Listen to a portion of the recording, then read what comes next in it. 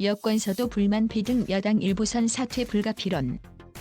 노영민 대통령 비서실장이 서울 반포의 아파트 대신 충북 청주 집을 팔기로 한 것을 두고 더불어민주당에서 공개 비판이 터져나오는 등 후폭풍이 계속되고 있다. 노 실장 역시 최근 청주 집을 판 데 이어 반포 집 매각을 고민하는 것으로 알려지는 등 사태 수습에 부심하는 모양새다.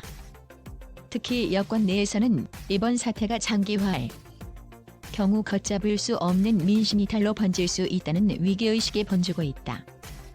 일례로 민주당 김남국 의원이 이날 MBC 라디오에 나와 노 실장의 청주 집 매각을 두고 매우 부적절한 행동이라고 지적한 것도 이런 기류를 반영한 것으로 보인다. 김태년 원내대표 역시 최근 SBS 8뉴스 인터뷰에서 국민 눈높이에서 보면 여러 비판받을 소지가 있다고 생각한다고 말했다. 민주당 의원들 사이에서도 노 실장을 둘러싼 논란이 민심 위반을 가속화하고 있다는 불만이 커지고 있다. 한 민주당 인사는 결국 노 실장이 책임을 져야 한다며 이번 사안은 거취 문제까지 연결될 수 있다는 언급도 했다. 야권의 공세도 이어지고 있다. 정의당 심상정 대표는 이날 의원총회에서 국민들은 문재인 대통령의 지시나 집권 여당의 정책 추진 의사보다 똘똘한 한 채를 챙기겠다는 노 실장의 처신을 더 강력한 신호로 받아들이고 있다고 일침을 가했다. 청와대 참모들은 걱정스러운 표정을 감추지 못하고 있다. 일각이지만 이번 논란이 제대로 진화되지 못할 경우 결국 비서실 개편이나 개각 등 인적쇄신 처방과 연결되지 않겠느냐는 추측도 공공연하게 흘러나온다.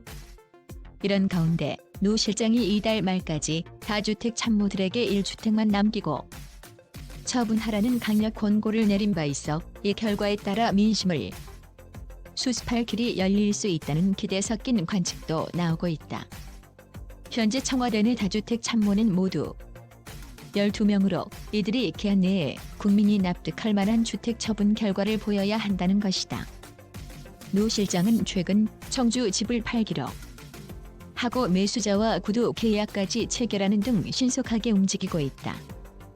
나아가 노 실장은 이날 MBC와의 인터뷰에서 반포 집에 살고 있는 아들이 좌불안석이고 죄인이 된 것 같다고 하소연한다면서 논란의 핵심인 반포 아파트에 대해서도 처분 가능성을 고민하고 있음을 내비쳤다. 반포 아파트까지 처분하면 노 실장은 무주택자가 된다.